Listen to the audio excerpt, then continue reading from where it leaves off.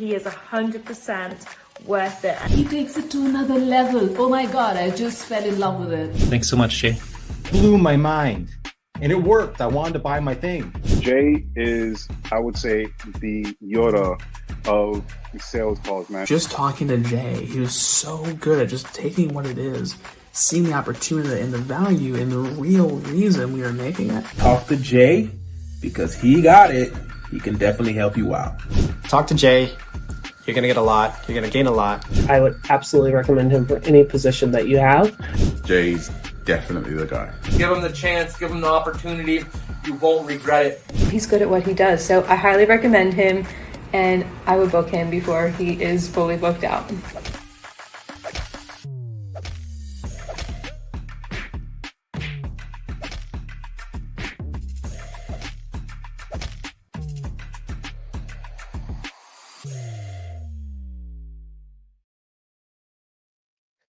Welcome back to the Sales Ninja Show podcast, where we cut through the noise, ditch outdated sales tactics, and show you how to close deals with confidence, strategy, and integrity. I'm Jay Lee, founder of Sales Ninja, and as a former banker, former introvert, former pastor, former high-ticket seven-figure sales ninja, I now help grow and scale businesses without the need for pushy tactics. And that's the heart of the reverse glass selling method, a kingdom-driven approach from the Bible, 1 Peter chapter 3, verse 15. Which is built on trust, service, and true connection. My mission is to help 1 million people break the cycle of generational poverty so that you can sell more to give more. Today's guest is someone who has empowered women to build real wealth through real estate without the need for traditional retirement plans or relying on banks. She's the CEO of Bottom Line Wealth, LLC, and she's raised over $1.4 million in just 90 days. Built an $11 million portfolio in 10 months, and has been living off real estate since 2000. Jo Anna has trained thousands of women to close deals and build financial freedom. And now she's here to share with you how you can start creating wealth through real estate. Let's welcome Jo Anna Wright.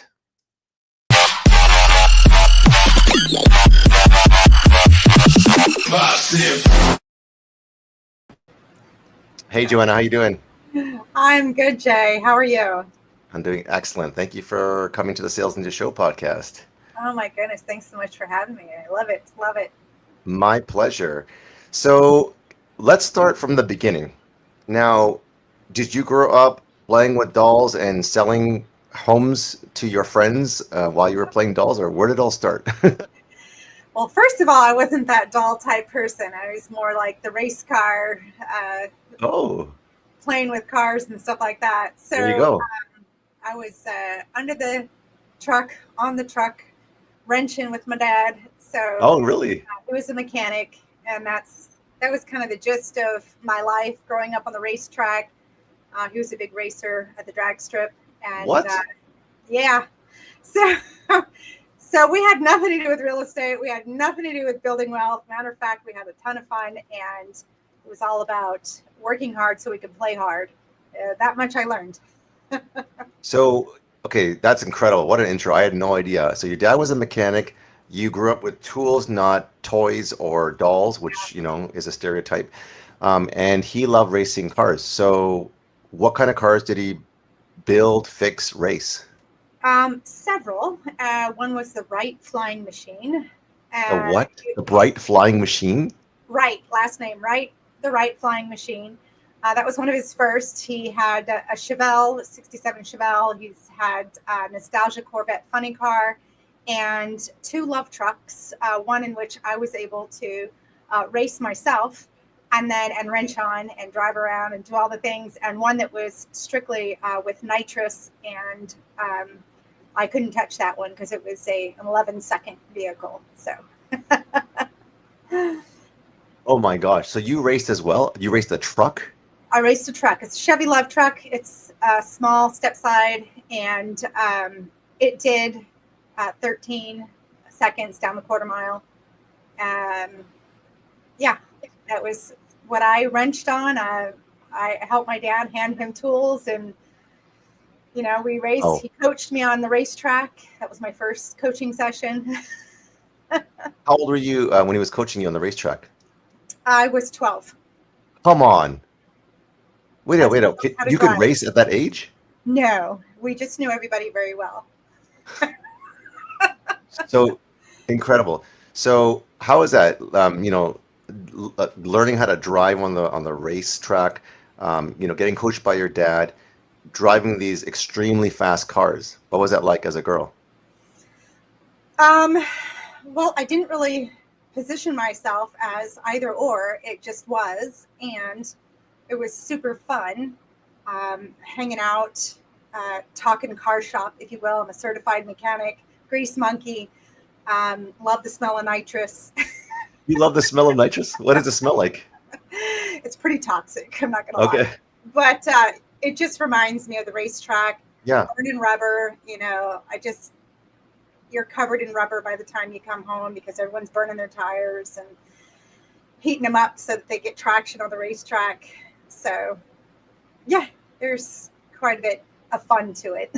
Wow. And did you learn how to fix and maintain cars as well in the process? Yes. My dad had 2 girls, my sister and myself, and he really wanted to make sure that we were taken care of. We knew how to fight. We knew how to run our own vehicles. We knew how to, do all the things so that we can take care of ourselves. And so I've been a very independent person. My dad raised me very independently, to be very independent and not depend on anybody. So, yeah, there was that. Wow. I love that. As a dad of 2 girls and 1 son, fixing part, I'm not the greatest fixer, so not much I can help them with there, but fighting and being independent and how to, run a business for sure. So, he taught you boxing? What did he teach you for self-defense? So my dad was notorious for coming out of a corner and just grabbing us and saying, "Get out of it." What? We had to do our best, and like we learned how to basically stomp on him and throw him to, yeah. For real. For real. For real. Like he wanted us to be prepared for being attacked should it ever happen. He was a very protective father. So, yeah. I love that. I love your dad already. I mean, that's incredible. Like not many dads, they more like, hey, you want a princess dress or you want a tutu or you want to learn how to do ballerina or None of that. attacking his own daughters so that they would learn how to fight for themselves and be independent. How does that shape you today in the lessons that were learned from your dad? I'd have to say that if there's a will, there's a way. If you can dream it, it can happen. Is a lot that came from that because it wasn't an ordinary little girl life, if you will. And I would say most people, doesn't matter male, female, would feel trapped if they got attacked. And I found a way to get out of it multiple different times, different ways. I mean, he was gentle, but still put enough pressure on that I had to struggle. And to me, it told me as an adult, there isn't anything you can't handle. There isn't anything you can't handle, financial wise, people wise, anything. There's an answer to everything. So I didn't know it at the time. I thought, this was just normal life for us. But to be able to wrench on a vehicle and know what I'm wrenching on, to be able to defend myself, to be able to make fast decisions, because you got to make a fast decision when you're under attack. And if something happens to your vehicle on the road, you got to make fast decisions. And I've learned through business that making fast decisions helps you move the needle for you, obviously faster. But there's this old saying that money loves speed, right? And it's basically just energy. It loves to be in motion. It's not necessarily speed, but it loves to be in motion. So when it's stagnant, nobody's learning, nobody's growing, nobody's doing anything. And I think that's kind of what my dad taught me, was to always be in motion. love that. There's so many lessons learned here from your dad on the raceway, in the corners getting, pummeled by your dad, attacked. I love it. And I love that you said that, if there's a will, there's a way. And if you can dream it, you can have it. Your personal journey and entrepreneurial spirit is fierce and amazing, already from what I'm hearing. And I'm even just from this podcast, even though I know you a little bit, and having coached in a program that we were in together as a sales coach, you went from rock bottom to $11 million, and you built an $11 million real estate portfolio from the ground up, starting from a challenging place. Can you walk us through the journey from rock bottom to becoming a successful real estate investor? Yeah, absolutely. So not having anything to do with real estate, I had no idea anything, not even how to just buy a traditional American dream. I heard about it. My parents rented most of our lives. They didn't buy anything until I was an adult. And so we rented our whole lives. And we were just your regular W-2 people, blue collar, living just above broke, and just making ends meet, having fun and making ends meet. We didn't really need anything, but we weren't like living the high life either. So, so there was that. When I was in my mid-20s, my landlord's daughter came to the door and said, we need to sell off some of her inventory. And I said, inventory? You mean you can own more than one of these things? What is that? How does that work? And so my friend down the road, she was a mortgage broker. She walked me through it. I said, you did what? You made how much? And can you teach me? And of course, she took me under her wing, and I learned how to be a mortgage broker and was introduced to the world of real estate and mortgages. And amazing. So many things happened. I don't even know where to begin. But in 2008, my loans were just disappearing one after another. Wouldn't close. And I literally lost everything. I had attempted to do real estate investing in 2004, did a great deal in Nampa, Idaho. That was my first deal. Bought it sight unseen. Nothing like jumping into the deep end of something you know nothing about. My gosh. But that was my personality. So not afraid of much, just go find out, right? Go move. And so it worked out fine. But in 2008, I did lose everything, including my business. Wow. In a very toxic relationship, like I couldn't even afford a bottle of water. It was, and every penny that I made, he would take. So I was stripped of everything, including my integrity, not my integrity, but my self-worth, my pride, like everything, where I just felt so low. Like, what am I supposed to do here? I've always been a very independent woman. How did this even happen? Yeah. It was a crazy time. And to have lost everything and not have the financial backing anymore, I felt stuck. Absolutely stuck. And all I had to do, or what I finally put my intention to, and it was because my son had come to me and said, like, Mom, what the heck happened to you? Like, you used to be so strong and independent, and like basically all he's hearing is wow, wow, wow, right? Like, this is not normal. Who are you? And I'm just like, my life, like you get into a certain mode and it's really difficult to explain the feeling of that. But it wasn't who I was as a human. And so I'm like, wait a minute, I am independent. I know how to get out of everything. This is what I was taught. And so I just literally put my blinders on and I started wholesaling. Wholesaling is a way to flip paper. You buy at a discount, you sell at a discount, and you make the spread in between. And so so he knew I was doing this, but in order to create the cash I needed to get the life I needed, I I made 2 separate checks. So, honey, this is what I made. And the other one went to a secret account. Oh my gosh. And that was my saving grace, to be able to create an escape route, if you will. And so I did it. Obviously, I'm out of it, but it humbled me.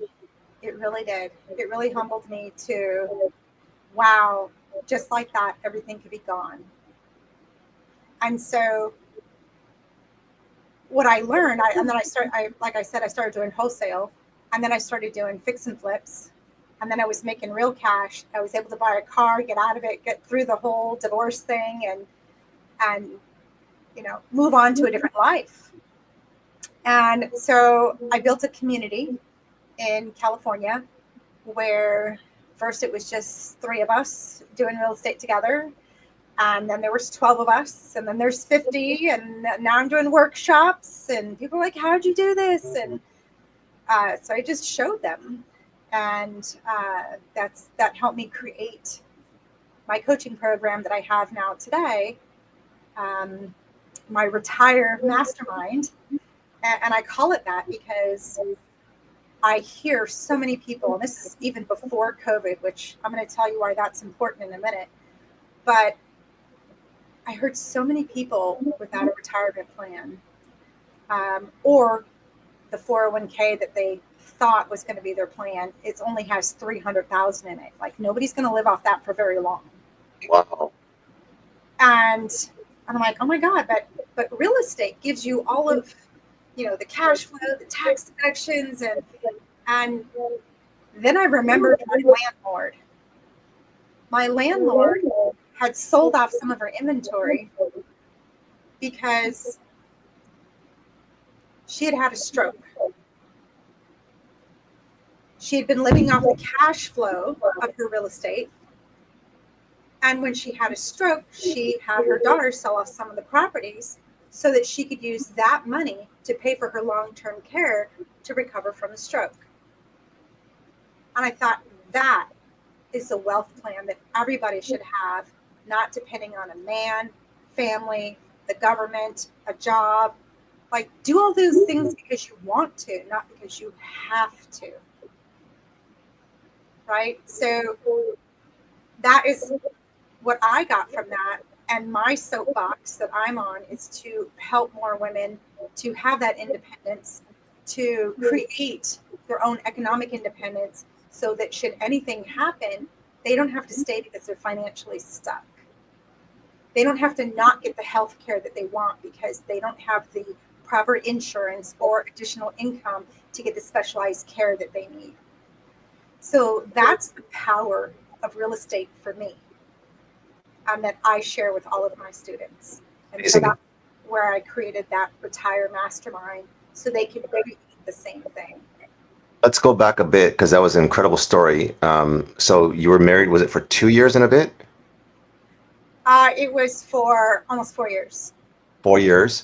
Toxic relationship. You said you had one son? I have one son, yes. Did he end up, I don't know how old he is, but does he end up learning the stuff that you're doing as well? Yes, he actually bought a 3-plex and is learning. He's going to go buy an RV park here shortly. He's looking at one. Yes, he has learned. So it's so funny you mentioned that, because when he was 18, he goes, I'm never doing real estate. Really? Yeah, I'm never doing that. Like, this is what your family and your kids think when you're an entrepreneur. I'm never. Yeah. I've been living off of real estate for 25 years. So I've come a long way. And he now sees it. Now that he's grown up as an adult, he's like, I get it now. And he does look to me as his mentor in running through something. What do you think about this deal, Mom? And so it's changed from I want nothing to do to it to, oh my God, I'm so grateful I have you as my mom. So special. What a story. I mean, I didn't know about that. And then, the secret account, right? which I now call a wealth account for my students. Ooh. You know, create the wealth account so that you can invest. We call that a holding. It's not a savings account. If you're saving money, if you've got money in the bank, you're losing money at the rate of inflation. So hold to then put it in invest, right? So create all the earned income, put that into an investment, and then live off the cash flow. That's the huge tax advantage that you can do. Where most people go wrong is they live off of the earned income. And then most of that is going to Uncle Sam. So you're not living off of much. Okay. I just got an idea for the next episode. If you have a whiteboard or if you have a dry eraser or some sort of like thing, I would love, you know how they do those in those like infomercials or in those television shows or like the marketing things where you just what you said, visualize it. So, you know, a lot of people may not even know, you know, how to do what you're doing or even how you can live off of, a wealth account that you mentioned versus the difference between a savings account where you're losing money to the bank and inflation, like those things, like most people are living by that still and accept that. And that's not good. So I would love, because I haven't prepared you on this show, but the next one, if you have some way of putting a whiteboard or like even getting a dry erase marker and or even a share screen with a slide deck sharing how this works, I think that would be super helpful. Yeah, absolutely. I could do that. Okay, awesome.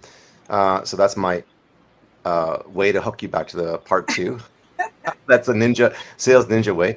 I love it. Real estate as a path to financial freedom. So what was a pivotal moment when you realized that real estate would not only secure your financial future, because you said you've been living off of real estate for 25 years, whereas, you know, maybe you had some family members or friends or even coworkers or even people you grew up with, maybe in the church, that said, you know, you're better off getting a 9-to-5 job. What made you come to that moment in your life where it was like, oh, like that you could actually do this and make a living off of it and be successful? Yeah. So like I said, back in 2000, that's when I was first introduced to all of this. And when I lost everything in 2008, I had just been churning, if you will, deal after deal. I'm not really paying. Yeah, investing sounds great. And then here's 8 properties. And then here's, there's some cash flow, but, it wasn't, nothing triggered. It was just doing the thing, checking the box. I'm doing the thing. It wasn't until after I lost everything and I couldn't even afford a bottle of water and just fell basically to my knees of like, what and why, how, what, like asking all those questions. I needed a plan. And I started using real estate as my savior, if you will. Yeah. And knowing that it could save me from the hell I was in to be able to give grace for getting out of it. I knew that was my vehicle. And so that was when I put my blinders on and said, good Lord, if I could get through this, I will give back 10,000% and make sure every single woman, person who ever has to face this knows that there's an out. Just like my father taught me, here's how you get out of this headlock, right? So I want to teach them, here's how you get out of that situation. You don't have to be in that situation. You can create your own economic independence. And speaking of startup challenges and scaling strategies, you raised 1.4 million in 9 days. That is not a small feat by any means. You raised 1.4 million in 9 days from passive investors. So I just talked to a gentleman yesterday, and he's doing a health tech startup launch, and he wants to go to market. He's trying to generate or raise 500,000 or $500,000, which is a lot less than what you raised, a third of seed capital from investors. So what strategies did you use to gain their trust and close 1.4 million in 90 days so quickly? Yeah, so I'm glad you brought that up because that was a lot. I had to literally, just the same way I got out of my situation and into real estate was putting my blinders on, because we're distracted by so much. social media, family, events, birthdays, weddings, you name it. There's so many things we get distracted with. I literally dropped everything. I have a whole Excel spreadsheet that I train on now on how to raise capital for my students, and 611 people by the close of escrow for my first multifamily, 61 properties. And I just looked back and I went, oh, what just happened? So it was a lot of phone calls. It was diving into the DMs on Facebook, talking to people. And I was just on an interview last week. And this gal asked me, she goes, do you have a script? What can I? And I said, yeah, sure. And someone says, well, don't you have a class? You're going to pay for that. I said, I'll give the script right here, right now. And everyone just like leaned in. What's the script, Joanna, that I could raise all this money? And all I said was, hi, my name's Joanna. How can I serve? What? That's it. Are you talking to investors and saying that? Yes. How can I serve you? But aren't you asking for money to raise capital? Okay. That should never be the first thing you say. Yeah. The sale is not the first thing you ask for. You know that, Jay? Yes. Yes. You have to serve and give value first. Mm. Right? And that's where a lot of people miss the beat, because they're going straight to we're through this social media. We've got no patience, right? We want instant gratification. And if you're not leading with a servant heart, you're not going to last. Mm. And so that's really all I did was how can I serve?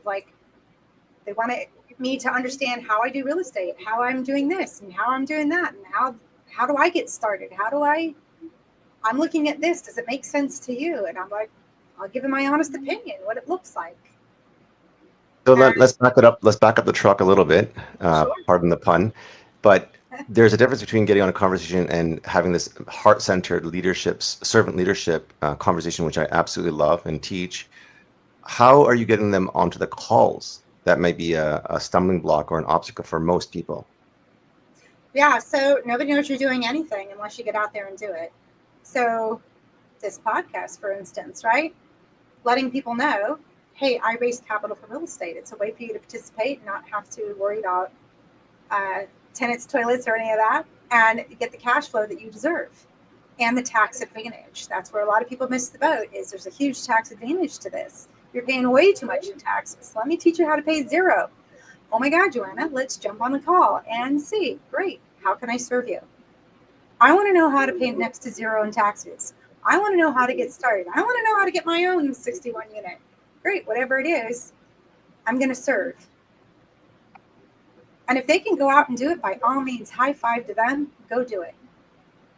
But if you know what, Joanna, I have 150K, can I just put it into your real estate? Absolutely. So how many outreaches? I heard the number 611 and I heard 61. So I know it took 90 days. So how many outreaches did you have to do in that time? And you should break it down about 9 days or per day?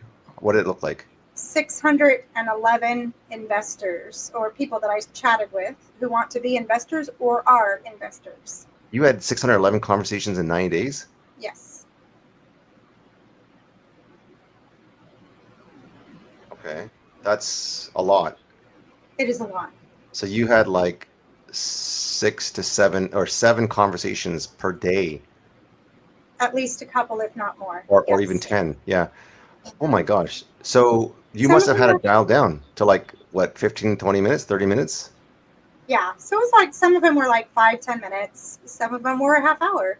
It just depended. And how many did you get to invest with 1.4 million out of the 611? So the number of people were, I can't remember exactly the number of people. It was a small amount. Was there an average investment amount? The average was 75,000. Okay. Oh my goodness, that's incredible. Yeah, and then I ended up in other deals where So there was some that wanted to invest, but they couldn't get their retirement funds transferred fast enough. And so they went into the second deal. So, I mean, you don't need to go into a lot of details, but just for people who are curious, when they're getting into these kind of investor deals, real estate investor deals, what kind of return can they get and how long? Is that even a right question? Yeah. So they can get anywhere from 6 to 10%. We have one at 19%. So it varies. It varies. And how long does it take to get that back? So, and that varies as well.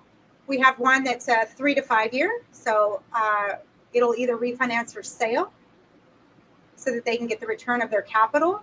They could stay in the deal itself and still get the cash flow, monthly cash flow, but they get their capital back. There is a 7 to 10 year one, and that's the one with the large double digits that they can get, but it's a longer hold. So it's what we call an IRR, internal rate of return, where it's your investment over time gets to be so large. Okay. We're talking 6 to 10% on the IRR as well, or? Yeah, that's even more. No, the IRR is typically, we like to see 15. Hello. Yeah.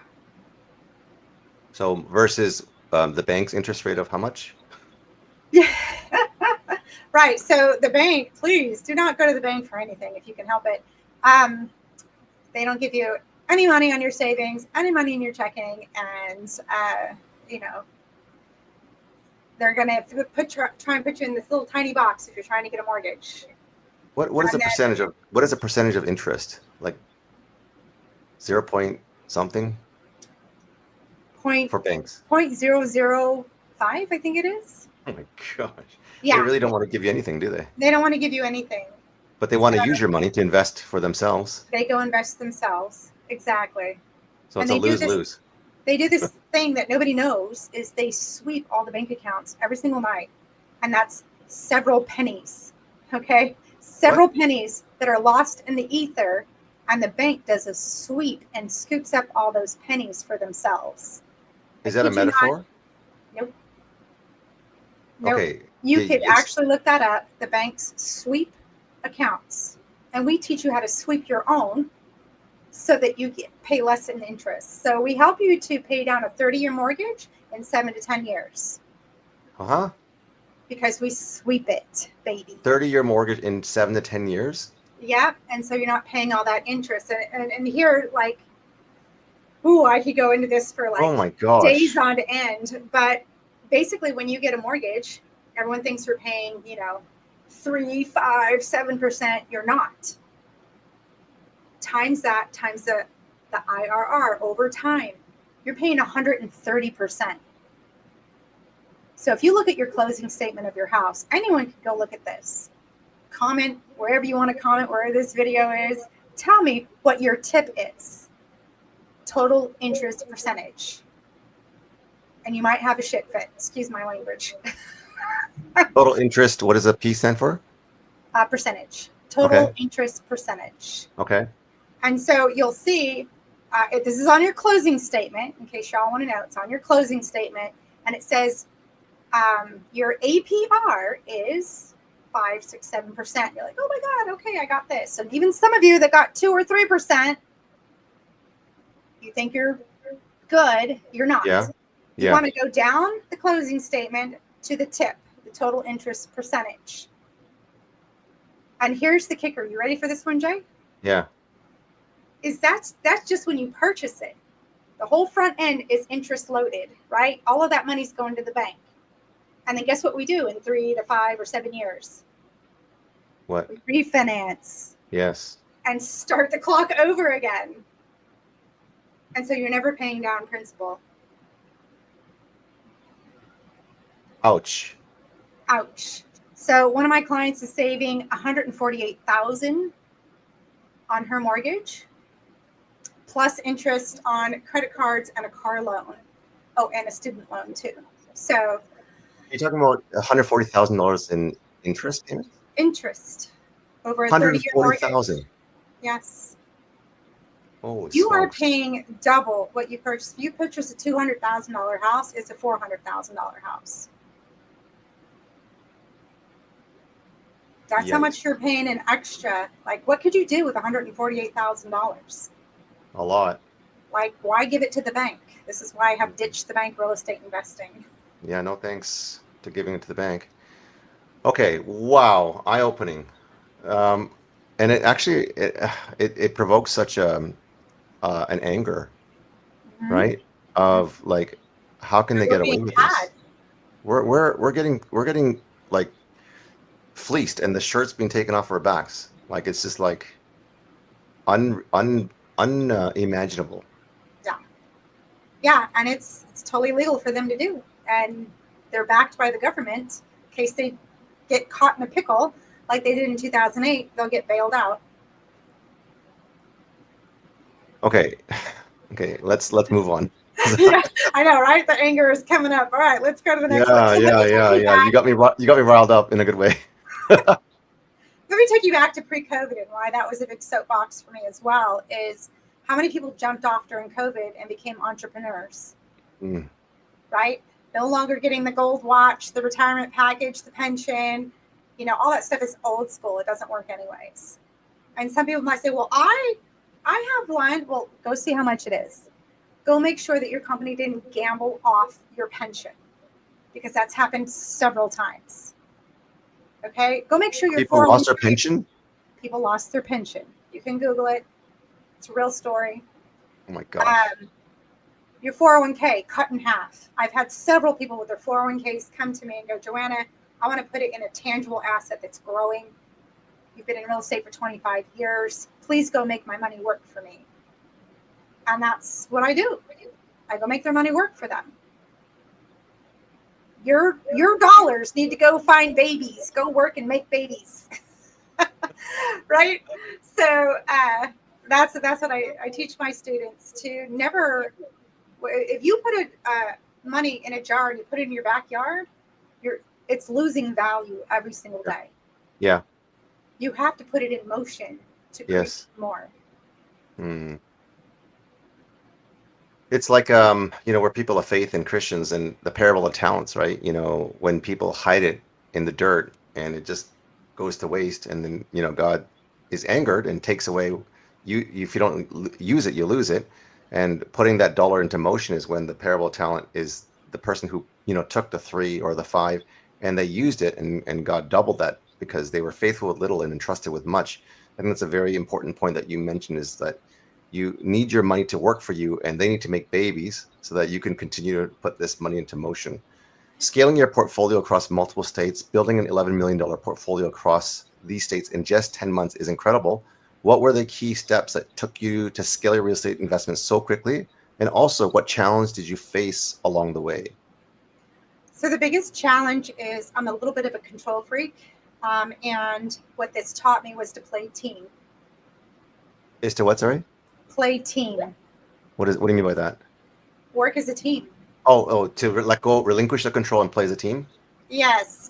And that wasn't easy for me. I see a lot of trainers out there that say squat up and joint venture. And I've had students who, I'll say one student in particular, she quit showing up. And so I reached out to her. I'm like, well, what's going on?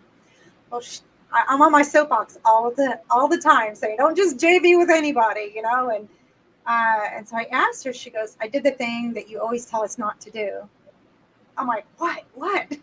She saw, I joint ventured. It was before I joined your program, Joanna, but I joint ventured with somebody, and she was subpoenaed by court. He had done her wrong. And she's like, I don't know what to do. And I'm like, give me all your stuff. And so I walked her through. There's a lot of things that can happen if you just joint venture with just anybody. Now, I was able to support her, but I had to reach out. She was so ashamed. She hid in the corner. Don't ever do that, anybody. Please get some help. And come find out, he wasn't even, his phone was disconnected, and the contract wasn't even his name. It was some other name, some girl's name. What? And so she was just desperate for her first deal, and I get it. And so it just, bad things happen to good people. And so get a coach, get somebody in your corner by your side to walk you through it. That's number one. You don't want just anybody. Yeah. So how did I vet them out? Right? So I had to vet them out. How many deals have you done? What is your background? What do you do for a living? What kind of family person are you? And here's one thing that we did. And you'll get to know somebody real quick when you do this. We did a scavenger hunt together. It was something that somebody else put on, but we did a scavenger hunt together. And you get to learn how people play team. If they get greedy, who are they under pressure? And do they lift you up or tear you down to win? Oh, wait up. Okay. I understand the team. I understand the dynamics of games. What do you mean you did a scavenger hunt in real life? Yeah. What? I know. Between like a team or between two people, or how many people were doing this? It was five of us. Okay. That were on your team? Yes. Yeah. Okay. And we got instructions. We didn't know what they were until we received them. And then we had to go do the thing, find the thing, whatever. And some of the things were just really, I'm like, what? You want me to do what? And and then I had a team member explain to me. I'm like, oh, okay, that makes better sense. So having someone in your corner to help you understand something, could be a contract, could be a PPM, like those are like 47, 57 pages. Contracts are a big deal. Oh, yeah. How is this person explaining to you how something's working in this game is going to play out in real life? So do they pull you up or tear you down just to get the win? So when I was coaching my son's hockey team when he was younger, he's about 10 years old, I got so mad at the coach. I'm like, you got to put him in there, And he goes, you know what? If you think you're better at this, he handed me the clipboard. He says, you coach. Right. You coach? Yeah. I went, oh. Oh. So I coached for You did? I did for 2 seasons. And I say that because I put the kids in the game. He was in it for just the win. And the rest of the team was like, dude, I just want to play. And I felt so bad for them. My son was included. He wasn't the best skater. So it was on rollerblades. So, there could be challenges, but how do you handle those challenges? And that coach reminded me of, you're not playing team, dude. You're not playing team. So I understand that because I did a lot of my real estate all by myself. My 6-figure flips, my wholesales, my small portfolio that I had prior to jumping in that trance of 10 months of raising capital and building my portfolio, my first 61 unit large building. That took team. That took listening, that took understanding, that took me going out of my comfort zone. Wow. We run out of time, but I want to do a part 2 because there's so much more under the hood. Here we go with the pun again. I want to go into coaching and empowering entrepreneurs. I want to go from zero to closing deals. I want to talk about your success stories in part 2. I want to talk about future vision and industry trends. I want to talk about the role of passive investing in real estate and what do you see in the next 5 to 10 years. I want to talk about faith, purpose, and kingdom-driven purpose in your business. So that's round 2 if you're open to it. I'd like to do a lightning round, which is the last minute getting to know Jo Anna. So these are just quick questions and whatever comes to the top of your head and just answer. Okay. You got it. Okay. So morning routine. What's your morning routine like, especially as a successful entrepreneur who juggles multiple responsibilities? My morning routine is the very first thing I say to myself is my future self. So I have $1 billion portfolio and a team that helps me to live the life that I want to live, that I can control it from anywhere. My morning routine also consists of my health, exercising first thing, because if I don't trick myself first thing in the morning, it won't happen. Don't trick yourself. I have to trick myself into working out, yes. Okay. So if I'm not quite awake yet, I'm like, I just naturally go to working out. There we go. That's awesome. Coffee or tea? Coffee. Favorite real estate strategy that's consistently worked for you, especially for women who are just starting out? Ooh. So I've done many strategies. I guess my favorite is the fix and flip because I love that transformation. Personal Bible verse or quote? Do you have one that helps drive you when things get tough? Yes. Oh my goodness. There's several. Yeah.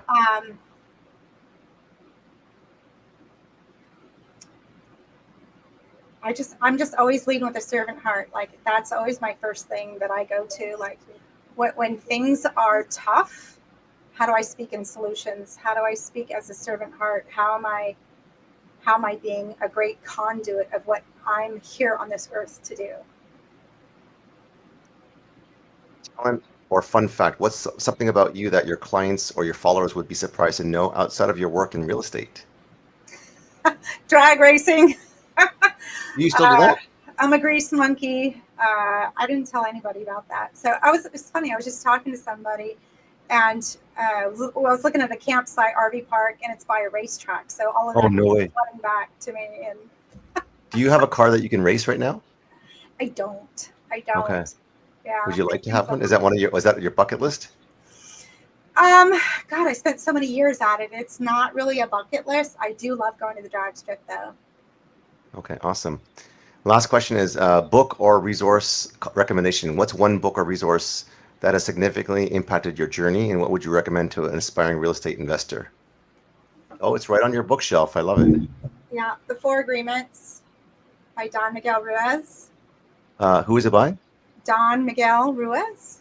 Don Miguel Ruiz, okay. And why would you recommend that? I recommend it because it helps me reset. Because you get to change as a human to create the world that you want. And it's being impeccable with your word. Don't take anything personally.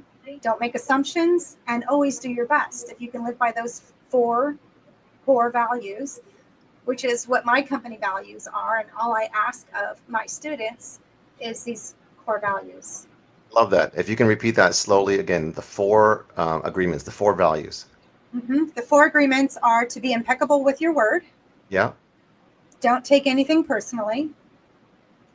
Don't make assumptions. And always do your best. I love that. That's so good. Thank you. That is so good.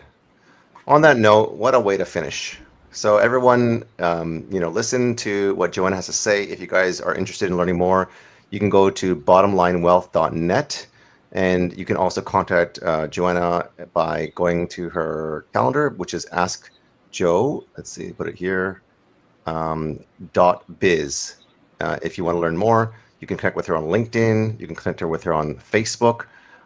She is a force to be reckoned with, from learning how to scrap and get out of chokeholds and arm bars or headlocks, to putting you at the front so that you don't have to pay taxes and make almost nothing off of bank interest through savings. So if you're looking to do real estate investment, she is the person to go to. She is the one that I recommend. So thank you, Jo Anna. Looking forward to part 2. You got it, Jay. Thank you so much. Okay. Take care. Bye-bye. Bye.